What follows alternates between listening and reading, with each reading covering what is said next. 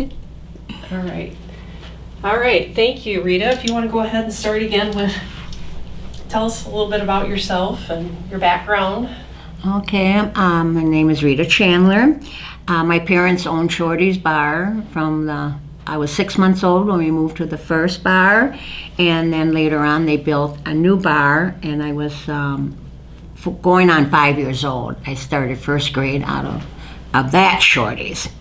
I married in 1970, divorced in 77, and enjoyed many young youth years in Shorty's. Waited on tables up there and got to know all the band members and had a crush on all of them. And Can you tell us when the first Shorty's was built up on the ridge? That I can remember some stories up there, but they were mostly secondhand stories. I was real young. My sister says you can't remember some of the stuff, and I think I do. Kind of the layout, and I couldn't drink milk. I threw up on milk. So my dad said you can have a little, I think it was like a 4-ounce glass, but you got to draw your own beer. I go pull out a beer case, stand on the beer case and tap my own beer, and all the farmers would come up there, had to see this, which probably wasn't a good idea, but that was one memory I know I can remember. Everybody thought that was such a big deal. It was a big deal, and just getting a little beer. And up in the first Shorty's, I just remember I had a bad accident. My niece is sitting here with me. Her mom was running after me because I was running with a jar, and I slipped and fell, and I cut myself. Laced my arm open, had to have a lot of stitches. Matter of fact, they were talking about removing my arm up to the elbow, and there's no surgeons back then. So, but they saved my arm, and I just got bad scars from it. Just one more plight of my life of a naughty little girl. One time I remember my dad sitting me on my lap. His lap, and he goes, "You know what?" He says, "I love you, but I got to tell you something. I'd rather have 6 boys than have one girl like you." He says, "You're the naughtiest one of all of them." And when I was born, he was so glad I was a girl because my other 2 sisters were so sweet and girly, and I was nothing but a tomboy. So, yeah. And why did your parents decide to, I think you mentioned before that they were in Stoddard and they left Stoddard and went up to take care of the bar. Yes. Can you tell that story? Yes. Dad was in World War II, and my brother Dwayne got hit by a car, and he had to be bedridden, and Mom couldn't hang on to our businesses in Stoddard, so they sold them out and went up to St. Joseph Ridge to run that bar. They rented it, and then we lived close to a convent, and nuns would come over and take care of my brother Dwayne while he was bedridden, and they taught him how to crochet, something to do while he was in bed. And so then up in St. Joseph Ridge, like I said, I don't remember a lot about it. Little plaques here and there, was a open country. It was just a country bar, tiny, the bar, no banks, no. We had the grocery store, tiny little grocery store, just minimal. Not even close to a Quick Trip. Just, and we mostly had just meats and dairy products, and then of course the bar. You said your mom took care of the grocery business and the books. Yeah, Mom more or less took care of the grocery side of it, and my sister Barb, she helped. She was a slave. That girl had to take care of us kids. She had to take care of the. If we got busy, my mom would go help my dad in the bar, and then my sister would have to run the grocery store. Not that it was real busy, but time-consuming for her and everything, and a lot of responsibility. The oldest ones get it. And then your family left. Tell us why your family left. Okay, one time they went on a trip, they went to see my brother Dwayne, or Roger, who was in the Air Force, and they spent some time on vacation, and they come home and they had this couple watch us kids in the bar while they were gone. Well, they fell in love with the tavern business, and their parents are the ones that were renting the bar to my parents. So they talked their dad into kicking my dad out, and my dad built the next Shorty's that was right on top of Irish Hill. And then we moved out of St. Joseph Ridge into that bar. And that was when you were 5 years old? I was about going on 5 when we moved there. I probably just hit 5 when the transition came. Mm-hmm, mm-hmm. And tell us what your life was like up on Irish Hill then. Oh, it was always something going on. As kids always played in the woods, and the woods weren't cleared out or nothing, but we followed the cow paths, and we built forts down there, and I remember that Hartley girl. Remember, she was missing. My dad was always trying to find something for us to do. So I remember going down there in the woods one time. My dad says, "Look for, fresh ground, or look for something for us kids more to do." And we realized he never even thought that, but kept us busy. And we were curious about that. What happened, and. That was a sad time, I remember that, and most of our lives out there was playing in the woods. In the barn. In the barn? Yeah, we had to go across the street and played in the barn all the time. Played little tricks on my niece. I filled myself with ketchup, and then we told her to go find me, and we thought she'd get scared because it'd be blood instead of ketchup. But I don't remember if she fell for it or not. I think I did. Yeah. And anyways, it must have worked because we didn't have to babysit no more after that. I don't think we did a good job. Tell us about the farm then, and who owned that? Jessica, no. It was Jungen, Herbie Jungen. Oh, okay. Yeah, Herbie Jungen owned the bar, or the farm across the street. And there was a tunnel under Highway 33. We used to run through that tunnel. I forgot about the tunnel. Yeah, we'd hide in there, and it'd be like a shortcut. Mom wouldn't want us to cross the Highway 33. It was busy even back then. So I'd go through the tunnel across the street. Sneaky little things you find out as kids. Tell us about your bike. You had an accident with your bike. Yes. For years, I always had this broken down little bike, and the neighbor kids would be way ahead of me, and they all laugh at me because I couldn't keep up with them. And so I joined this contest at a major drugstore down by Piggy Wiggly. And Mom would go grocery shopping, and I would stand in front of the major drug, and I would give these people my number to vote for me. And people up to Shorty's too, I'd tell them, you buy a pack of cigarettes or whatever, vote for me. Those are points for me. So every week they had a prize. I won every prize. And then I finally got to the point where I won the bike, and I was so excited. And I told my dad, "Aren't you?" He was mad about it. And I go, "Why are you mad? I worked really hard to get that. You said if you work hard for something, you deserve it." He says, "You'll smash that bike up in no time." I went, "No, I won't. I'll take good care of it." Well, us kids went out riding one day, and I was beating them all the time now. So they said, "We're going to race home." And they said, "You got to give us a head start." I said, "Okay, I'll give you a head start." Well, I was supposed to wait till they started on the incline, and I got scared that I couldn't beat them that far ahead. So when they got down below, I took off.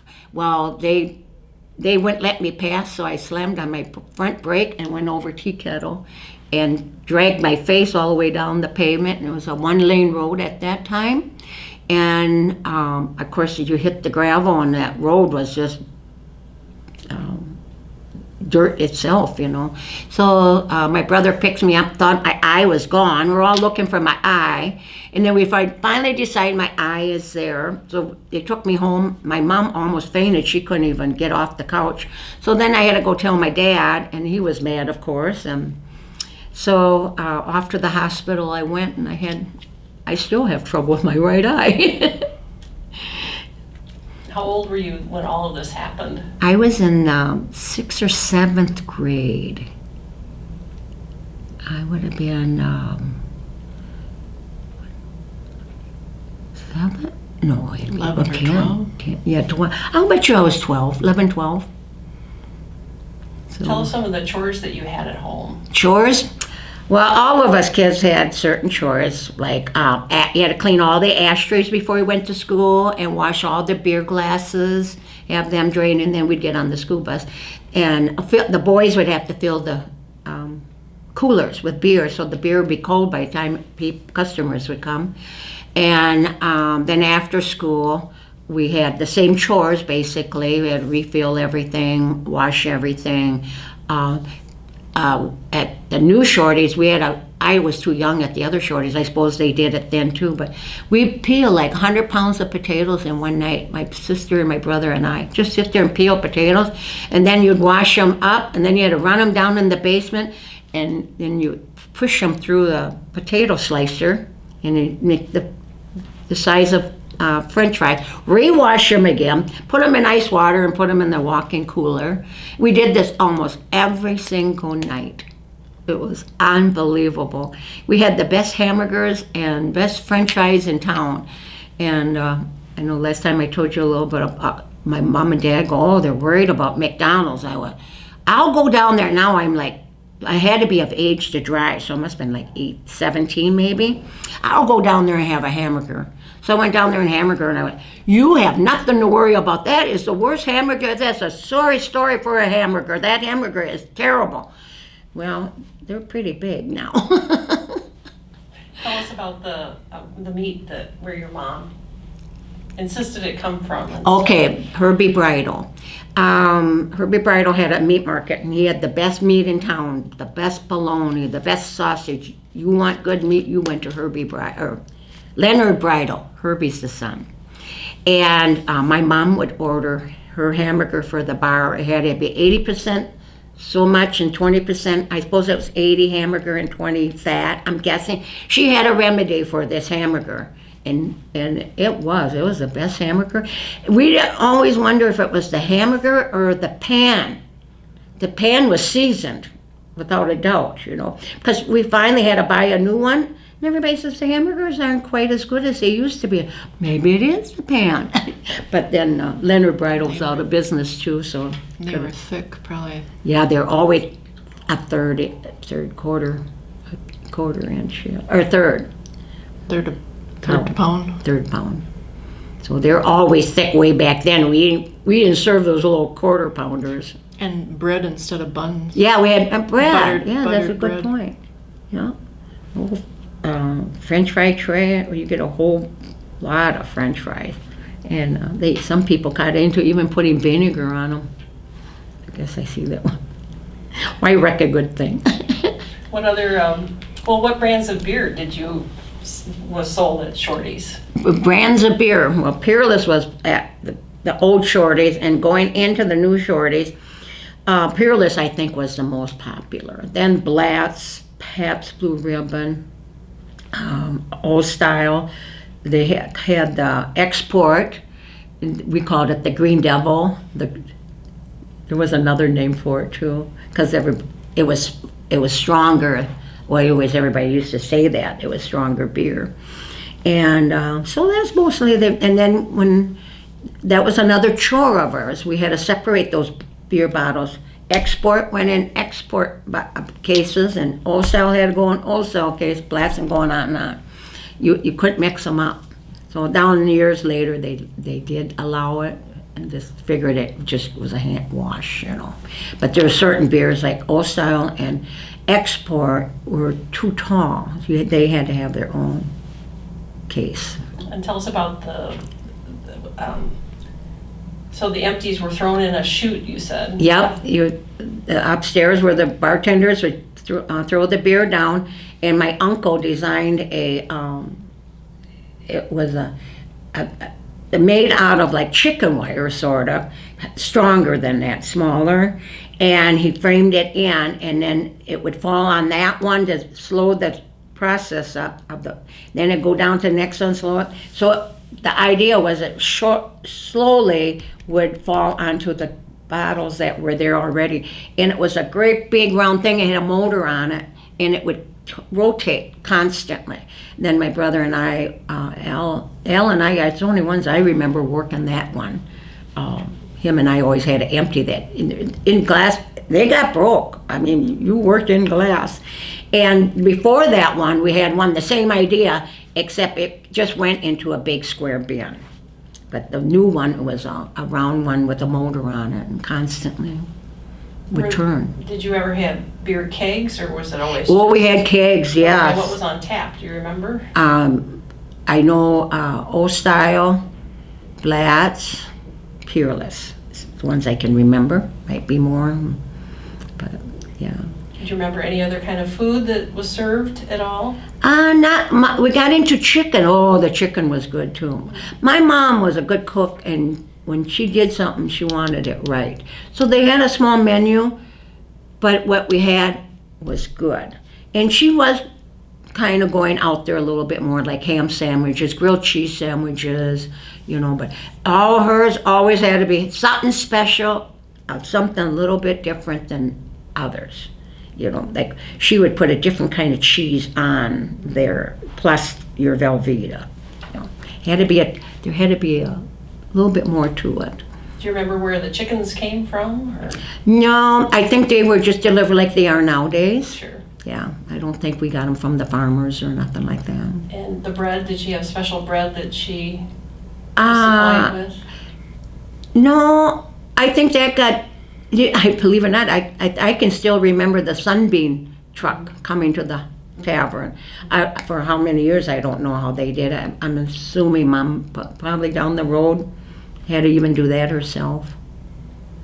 Saturday, I remember her coming home in the car, and the car would be just jam-packed food. And we all have to haul that food in and separate it and put it away. Rotate, constantly rotating the food. And it was a lot of work. And you lived in the basement. We lived in the basement. That's where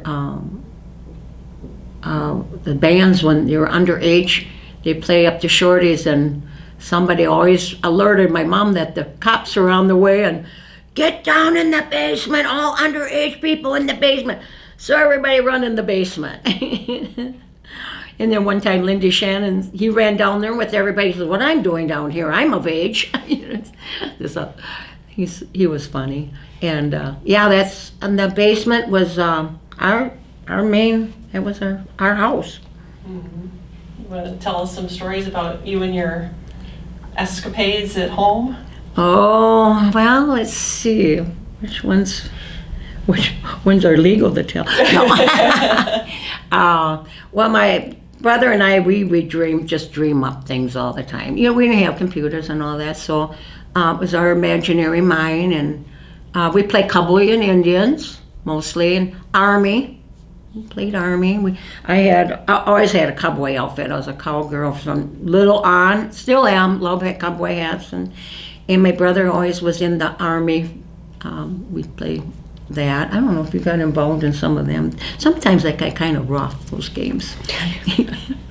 And what else did we play? Well, we go hiking way far down. We weren't supposed to, but I know one time we went way, way, way down and come home. I don't know why we told my dad where we were, because we usually got in trouble, but he says, you didn't drink any of the water, did you? And I said, yeah, we did. The water was great, the best tasting water ever had. He says, the cows do their thing in there.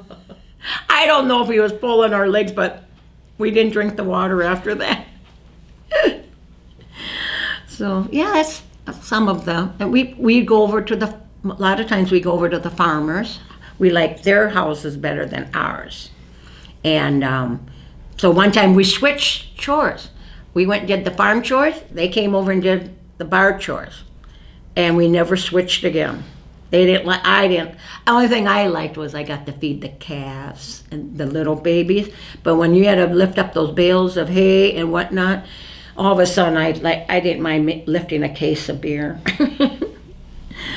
Oh, and then we go over to we're called the Willard's house, and you stack your wheat, and us kids would hide in those wheat things. I was small enough. I don't think I would always hide in them. I and their little sister, we run around and hide in those little wheat things away from the boys and hide from them, and play in the barn. Their barn too. We're always in trouble over there, getting sent home because we did dangerous things. We were playing in the hay loft, and they bring hay over in this great big huge fork, and then they drop the hay, loose hay.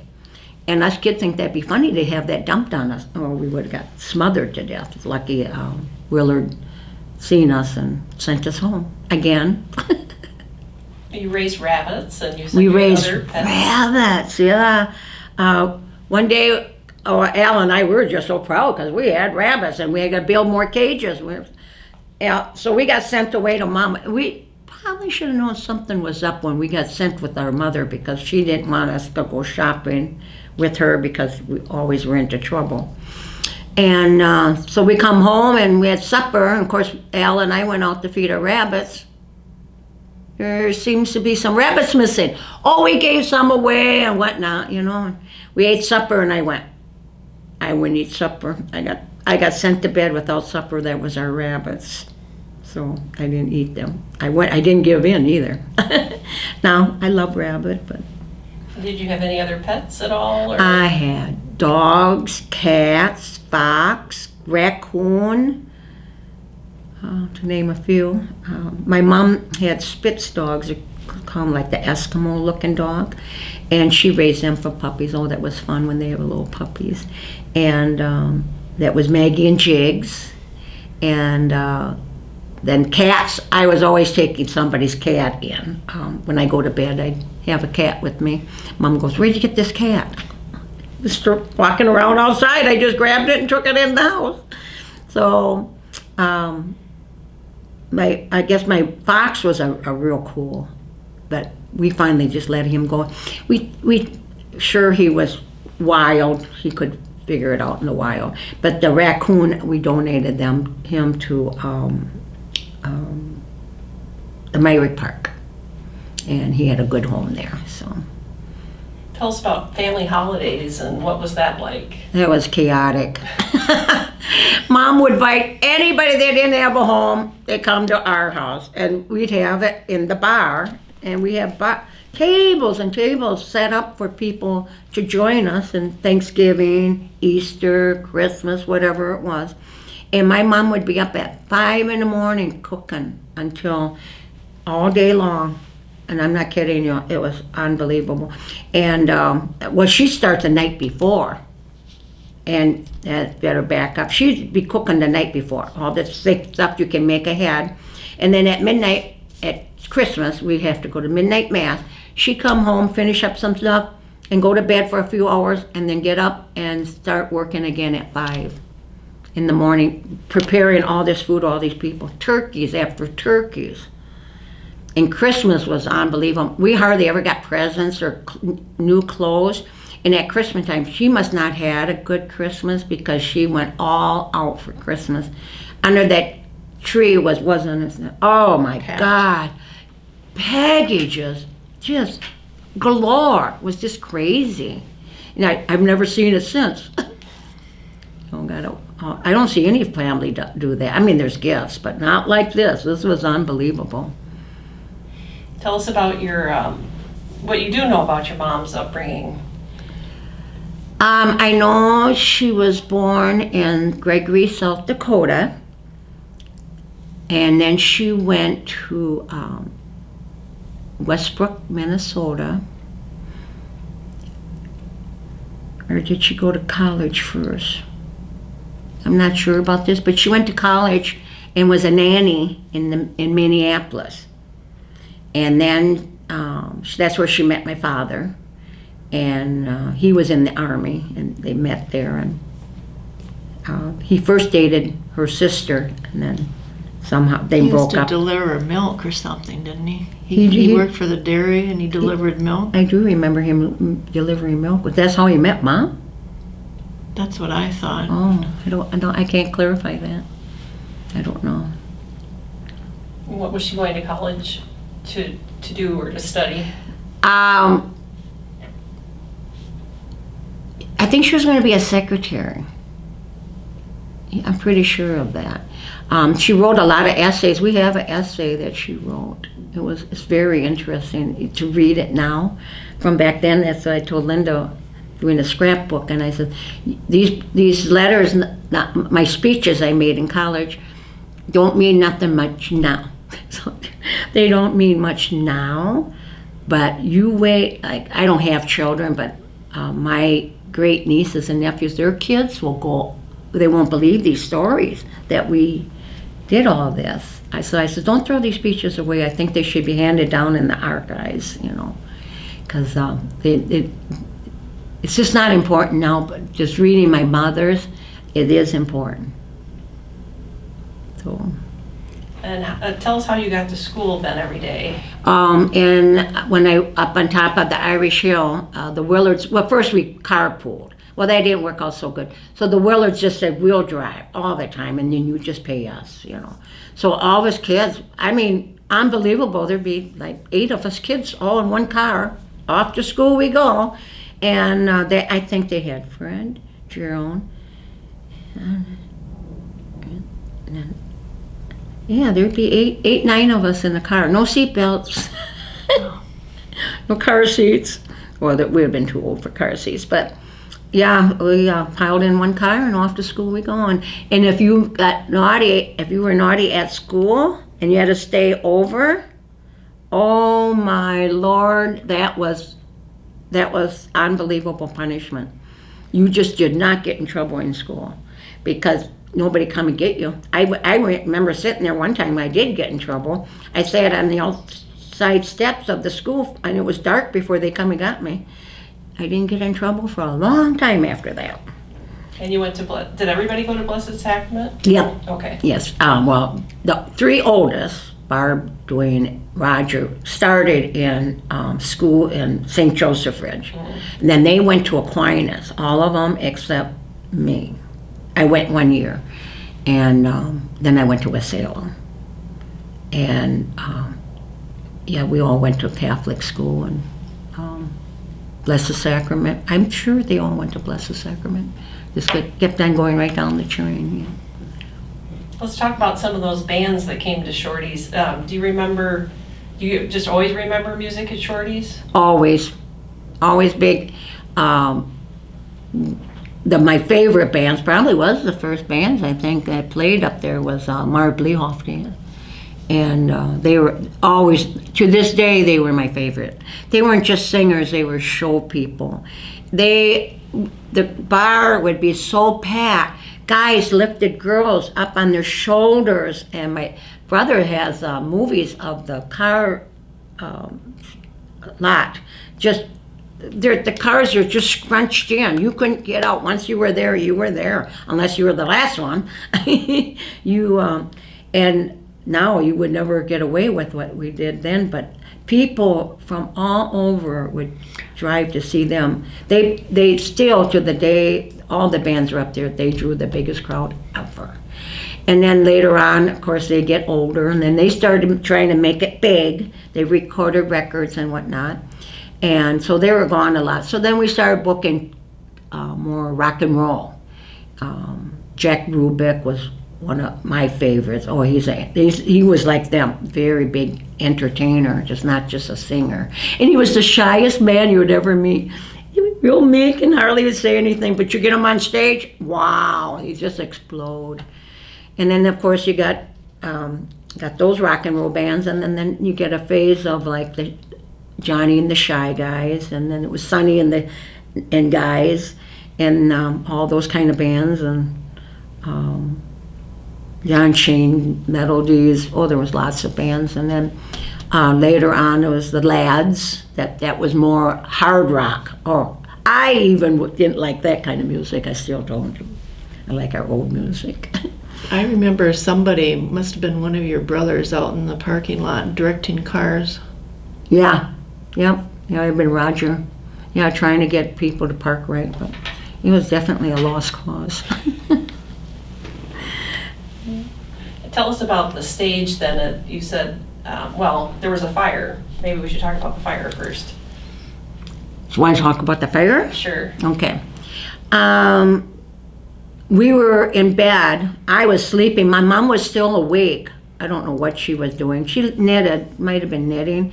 I remember her sitting on the edge of the bed when I woke up. Well, everything was fine when I woke up, but all of a sudden, we heard a lot of noise, and I just took the blankets covering my head, and Al, you better go upstairs, or Roger, you better go upstairs and see what's going on up there. She says, I don't know if your dad come home. My dad was out for a week at that time. And she thought, well, he come home and dropping things. She didn't know what was going on. So he opened the door and he just screamed, fire! And he says, everybody out now. And then my mom went for the money, trying to get dressed. My sister Val, she's trying to get dressed. You don't have, my brother's flying in there. Get out, get out. We just barely, we went through flames. There was flames on both sides of us when we ran out. We should have, now we know, we should have crawled out. And there was only one more exit to that. And then a lady, her name was German Willie, we called her, Enders. Willie Enders, I think her name was. And she worked someplace until wee hours in the morning. So she stopped and took us kids and got us in her car so we'd be warm.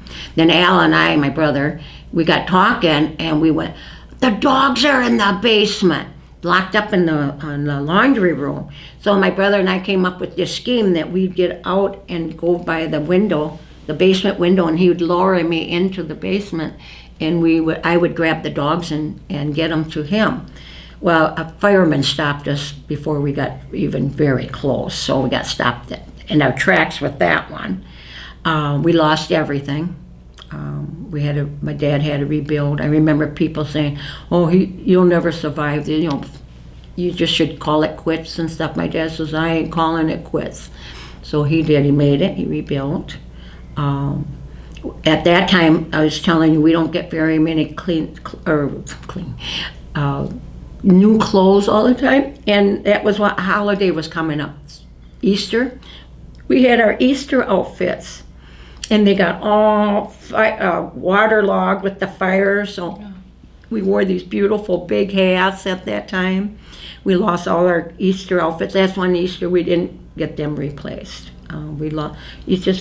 It's devastating. You just lost everything, and you find out who are your to-go people who really are there for you when you need them. Our neighbors across the street, Eugene Marks and his wife Marilyn, they took us kids in, fed us breakfast, and got us there until the Red Cross, Salvation Army, different places bought a trailer house up there, and so we could live in the trailer house next to the bar while they redid the bar in the basement so we could have a place to live. Do you remember how long that took? Oh, it seemed like forever. I remember forever. I'm gonna say it was like March. I think we were open again in like July or August, something like that. And you were in high school at this time? Yeah, Was I in high school? No, I was in grade school. I was in 7th grade. 1960, right? Yeah. I couldn't go to school. We had no clothes. Right. We had nothing. Mm-hmm. It was unbelievable. And how did you call the fire department? Oh, we all ran out to the cars. Of course, we had a car. We all piled in the car, and we were all on one telephone line. You couldn't go to the neighbors. There was like 8, 6, sometimes 16 people on one line. So we just kept on driving and knocking on doors. Some people wouldn't answer. Finally, we got to one house. They were scared to let us in. And my sister, she had a coat on, but she opened up her coat and she says, "You think I'm having this is a joke?" They finally let her in, and his phone worked. And then they called the cops. The firemen were. When we got back on top of the hill, the fire trucks were following us. That's how far we were away from the fire. Yeah, if we would have been like a next door neighbor, we could have probably saved a lot of stuff. But we went miles. It was probably 4 miles, 5 miles before we got help. And that was town of Shelby that came? Yes. Okay. Yeah, town of Shelby. Yep, and those firemen, after the fire, they helped my dad out many ways by just volunteering to come up and clean out the burnt stuff, load it in one of these trucks. And so, yeah, a lot of good people at that time, you find out. Can you describe Shorty's before the fire, what it looked like, kind of the layout inside, and then after? When you walked into the bar, that's when us kids lost it. I don't think we at first were grasping everything that was going on, and finally they let us go in and tour it, and Linda remembers the jukebox, all the records were all melted together, and there was a shelf up above behind the bar, and the farmers would throw their coins up there to see if they could make it. And then at one time my dad had a bird, he taught them how to pick up the coins and put them in there. All that money in there on that shelf all melted together, one big hunk of silver. And then we went in the basement where our household goods were, like our clothes, and nothing was salvageable. It was all gone. By the way, back to the dogs, the firemen got the dogs out. Forgot, better let everybody know the dogs got out safe. A fireman, will go. They were in a drain. There was it was a washroom. My mom would drain. We had the ringer washer, and she drained the water in that drain. That's how we drained the water. And those dogs were there breathing. They were getting some fresh air in that little dip. And the policeman said, see, that smoke is above their head. They're going to be just fine. And then when it was safe, they went and got the dogs out. So, yeah, now us kids, when we toured everything, we realized we didn't have nothing. That's when I think most of us lost it. It's a wonder there were any pictures salvageable. Yeah, a lot of these pictures are salvaged from the fire. What saved them? The fire didn't get into the basement. It was the water damage. Everything got destroyed by fire water. It's black, And a lot of pictures, old pictures of my mom. She had them hid somewhere, and they made it out. We had to throw a lot of them away, but a lot of them got saved. Thank God, because we can remember Shorties from all those old pictures.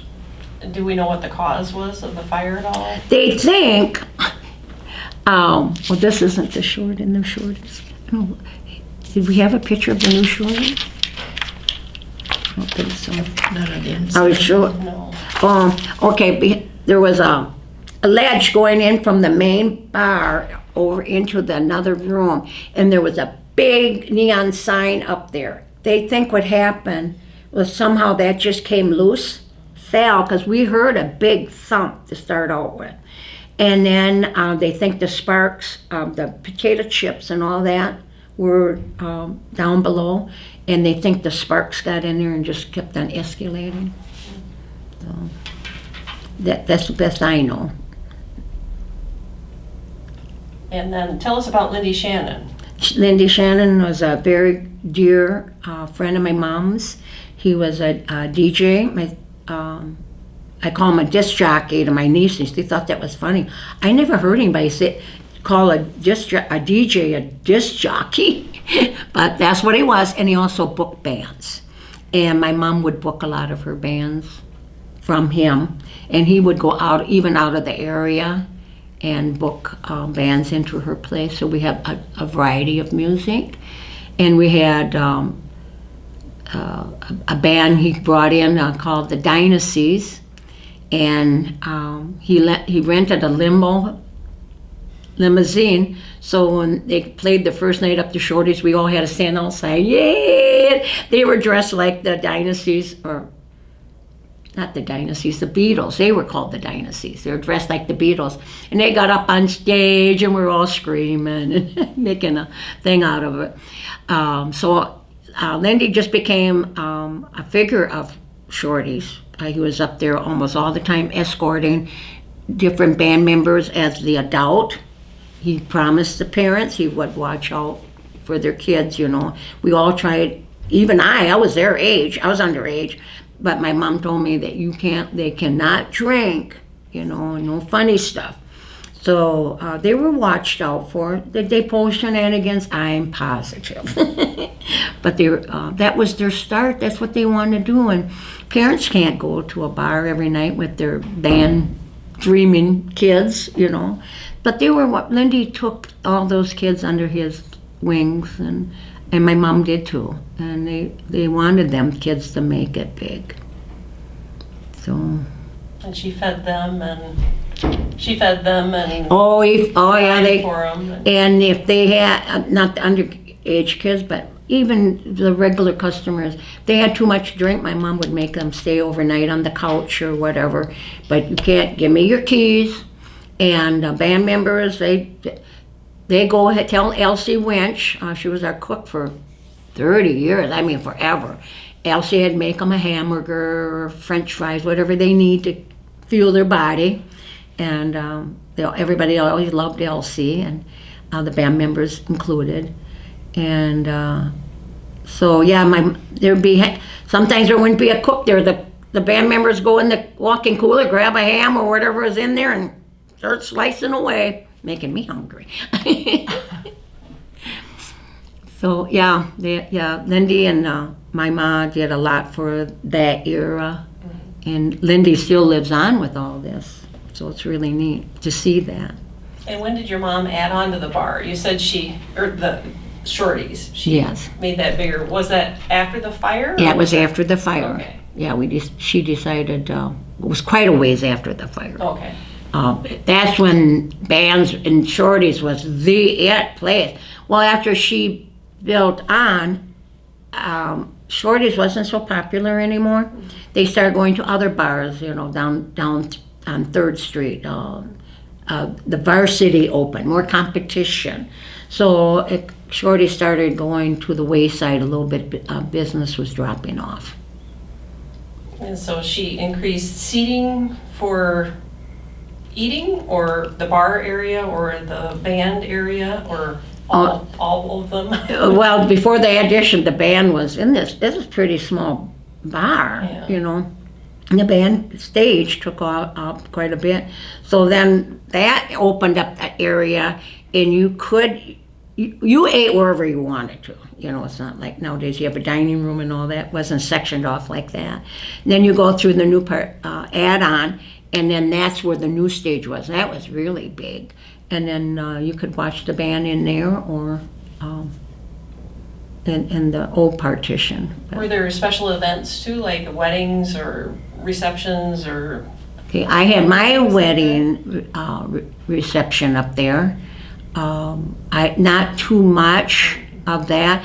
I know after Shorty's was gone, O'Neill had a special tribute to my mom. They used it for other things, you know. But my mom, I think, was just mostly the bands. I don't recall too many special occasions.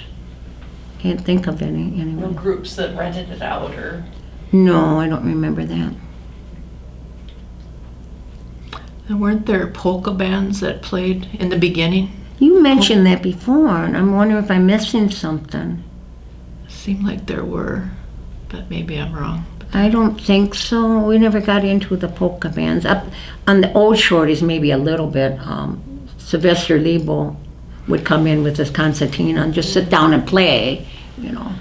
I remember putting my feet on top of Grandma's feet, and we would dance around. Oh, well, different bands would play polka music once in a while. Maybe that. Yeah, maybe that was it. Like today, they still play like Roll Out the Barrel and stuff like that. So might have been something like that because we didn't get into polka bands much. I think there was a picture of the Jolly Boys in one of those snapshots that you had brought in, if I remember right. Jolly Swift Boys. Yeah, I think of them as more of a polka kind of Yeah, they're polka. band. But do you remember any other bands that Lindy brought in from outside? Mostly just the Dynasties. There was another band, and since the last time we sat down, I was trying to think of this one band. They had a real popular record before they played up there, and of course that's what my mom was trying to get people back up there. I can, for the love of me, I can't remember the name of that. Little Red Riding Hood.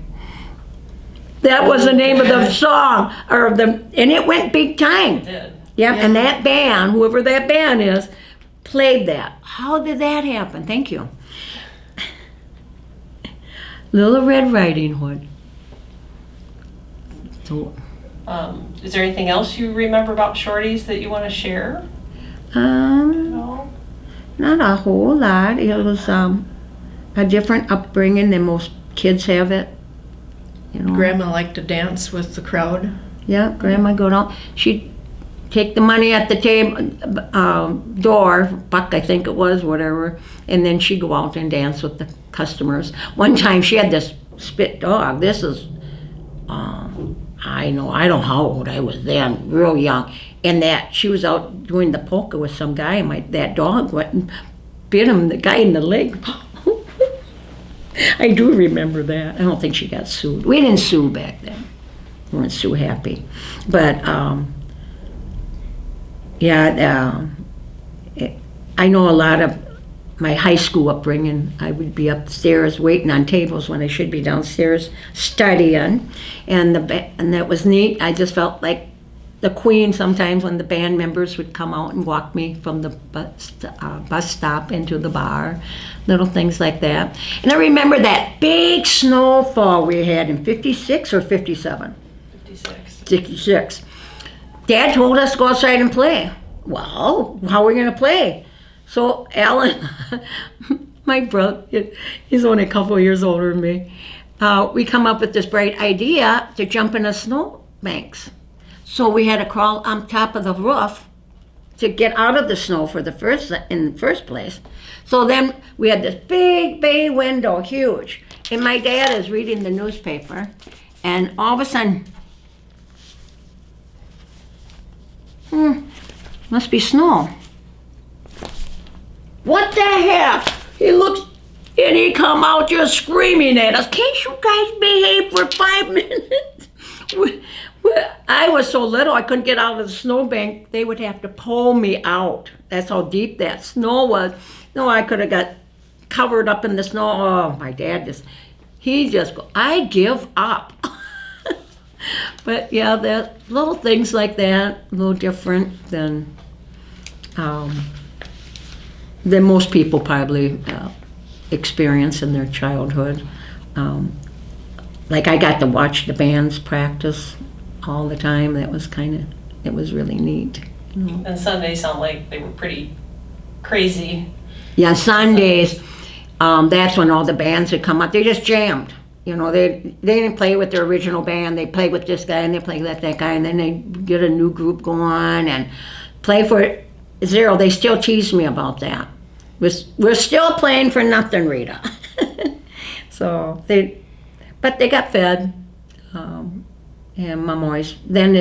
I think even then some of them were becoming of age. You could even get a few free drinks, at a time. But so, yeah, it was a different upbringing. Well, let's go ahead and take a break. Okay. Time for your pain pill. Oh.